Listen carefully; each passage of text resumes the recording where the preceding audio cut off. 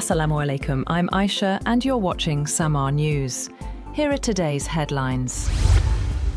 The United States and Iran have received a new peace proposal aimed at ending hostilities, but Tehran has rejected reopening the Strait of Hormuz at this stage. Sources said the framework includes an immediate ceasefire, followed by a broader agreement within 2 to 3 weeks. Meanwhile, President Donald Trump has warned of severe consequences if the strait remains closed, as diplomatic contacts continue involving key regional players, including Pakistan.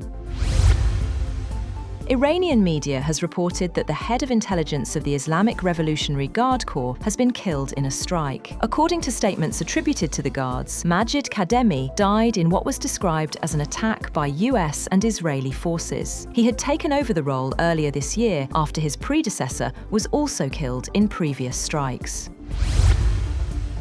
US President Donald Trump says Iran faces a deadline to reopen the Strait of Hormuz or risk major strikes. In an interview, he warned that failure to act by Tuesday evening could lead to attacks on power plants and bridges. Trump later reinforced the message with a social media post referencing the deadline, without additional details.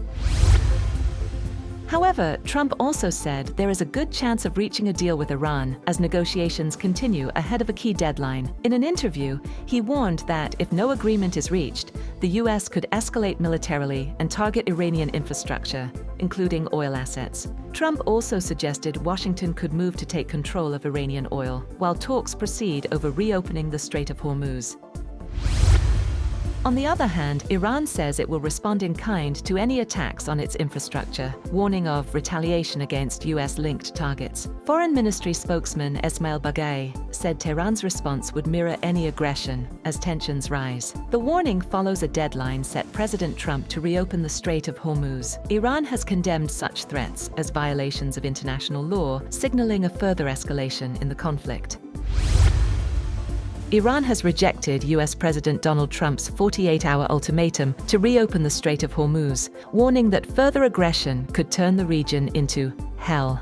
A spokesman for the Revolutionary Guard's Khatam al-Anbiya central headquarters said, "The illusion of defeating the Islamic Republic has already become a quagmire and will now sink into it." Despite the ultimatum, attacks on Iranian nuclear and energy facilities continued, raising concerns over potential radiation risks and regional destabilization. Trump reiterated on social media that Iran must make a deal or open the Hormuz Strait. Likewise, Iran's parliament speaker Mohammad Bakr Kalibaf has warned the region is going to burn, as he accused President Trump of escalating tensions and following Netanyahu's commands.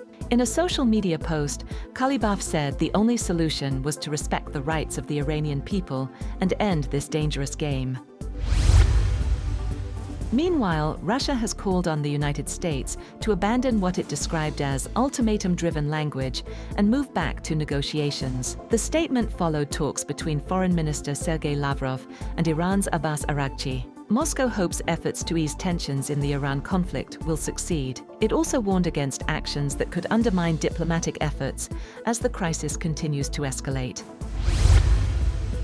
Egypt says it has held diplomatic calls with US envoy Steve Witkoff and key regional counterparts to discuss de-escalation proposals. Foreign Minister Badr Abdelati also spoke with Iran's Foreign Minister Abbas Araghchi as part of efforts to reduce tensions. Egypt, along with Turkey and Pakistan, is playing an active role in mediating the crisis and exploring ways to reopen the Strait of Hormuz.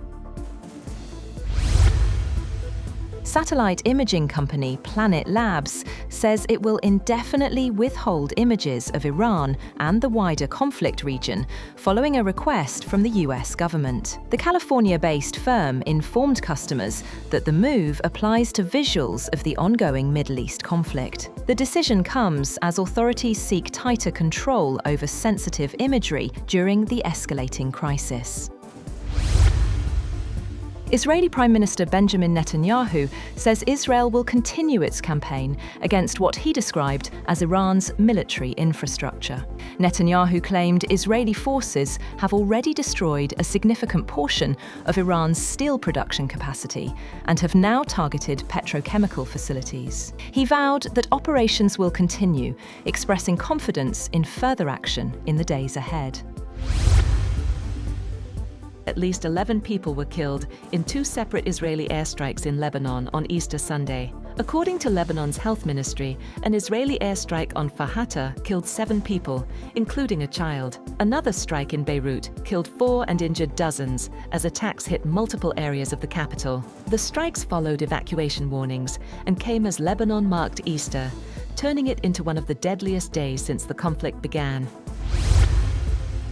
And 2 merchant vessels have recovered bodies and rescued survivors from a migrant boat off the coast of Italy, with dozens feared dead. Rescue groups say 32 people survived, while 2 bodies were recovered after the boat capsized during a crossing from Libya. Survivors reported that 71 others are missing at sea, making it one of the deadliest incidents in recent weeks. The victims were taken to Lampedusa as dangerous conditions continue to plague migrant routes across the Mediterranean. That's all for now. For more updates, visit www.samaa.tv. Thank you for watching Samaa News.